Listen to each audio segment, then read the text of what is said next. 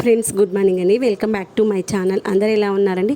నేనైతే చాలా బాగున్నాను. మీరు కూడా బాగుండాలని ఆశిస్తున్నాను. ఈరోజు అయితే మనము వాటర్ ట్యాంక్స్ ఈజీగా ఎలా క్లీన్ చేసుకోవచ్చు, ఒక్కరమైనా సరే ఎవరి హెల్ప్ లేకుండా డీప్ క్లీనింగ్ చేసుకోవచ్చు, నీట్గా ఎండబెట్టేసుకోవచ్చు ఎలా అనేటువంటిది ఈరోజు వీడియోలో చూపిస్తాను. ఐ హోప్ నచ్చుతుంది అనుకుంటున్నాను, హెల్ప్ అవుతుంది అనుకుంటున్నా. నచ్చినట్లయితే లైక్ చేయండి.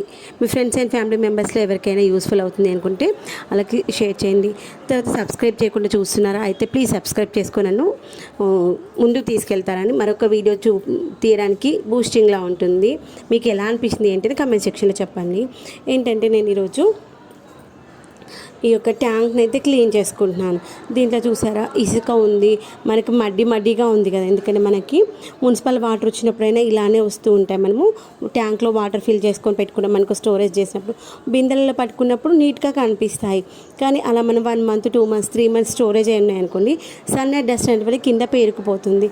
ఒక్కోసారి మనకి ఇసుక కూడా వస్తూ ఉంటుంది కదా, అలాంటి టైంలో మనము ఆ యొక్క ట్యాంక్స్ అంటే క్లీన్ చేసుకుంటేనే మనకు ఆ యొక్క పైప్స్లో కానీ ఇరుక్కోకుండా ఉంటుంది. మనము ఇంట్లో వాడుకున్నప్పుడు కూడా నీట్గా ఫ్రెష్గా ఉంటాయి అన్నమాట వాటర్.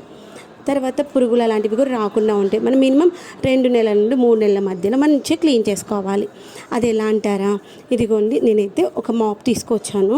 అంటే కిందికి వంగి తీసుకోవడానికి వాటర్ కొంతవరకు మాత్రమే పాసిబుల్ అవుతుంది. దాంట్లో ఉన్న మొత్తం వాటర్ అంతా డ్రై చేయడం కష్టం అవుతుంది. అందుకని ఫ్రెష్గా ఉన్నటువంటి మాప్ తెచ్చుకున్నాను. మాప్ ఏంటంటే మనము రెగ్యులర్గా వాడినప్పుడు రోజు సోప్ పెట్టేసి వాష్ చేసుకున్నాం అనుకోని ఫ్రెష్గా తెల్లగా ఉంటుంది. ఎన్ని రోజులు వాడినా కానీ తర్వాత 10 నిమిషాలు ఎండకు పెట్టుకున్నాం అనుకో ఫ్రెష్గా ఉంటుంది. ఇక నేను ఏంటంటే బకెట్తో వీలైనంత వరకు చిన్న బకెట్తో వాటర్ అయితే తీసేసుకున్నాను. ఇంకా మొత్తం రావు కదా వాటర్, అలా రానప్పుడు ఏం చేస్తాను అంటే లోపల చిన్న బకెట్ పెట్టేసుకొని ఈ యొక్క మాప్తో వాటర్ని ఆ యొక్క బకెట్లో కొంతవరకు పోసి తర్వాత ఆ మాపుకున్న వాటర్ని పిండేశాను.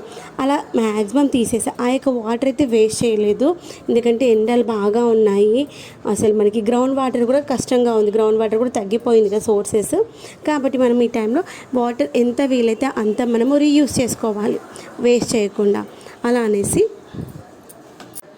అలా లోపలంతా క్లీన్ చేసి డ్రై చేసి మనం ఒక అర్ధగంట సేపు అన్నా వదిలేసేయాలి. తర్వాత పైన ఉన్నటువంటి క్యాప్ కూడా క్లీన్ చేశాను. బయట బాట్ అయితే క్లీన్ చేయాలి, ఎందుకంటే ఫ్రెష్ వాటర్ లేవన్నమాట. నెక్స్ట్ మళ్ళీ వాటర్ వచ్చినప్పుడు క్లీన్ చేద్దాం అనేసి ఇంకా వదిలేసా.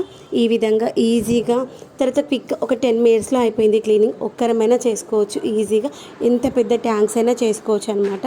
పెద్ద ట్యాంక్స్ అనుకోండి బాగా, దానికి కొంచెం ప్రాసెసింగ్ చేంజ్గా ఉంటుంది. అది ఎలా చేసుకోవచ్చో మరొక వీడియోలో చూపిస్తాను. ఐ హోప్ నచ్చింది అనుకుంటున్నాను. ఎలా అనిపించింది ఏంటనే కామెంట్ సెక్షన్లో చెప్పండి. ఓకే ఫ్రెండ్స్, మరొక మంచి వీడియోతో మళ్ళీ మీ ముందుకు వస్తాను.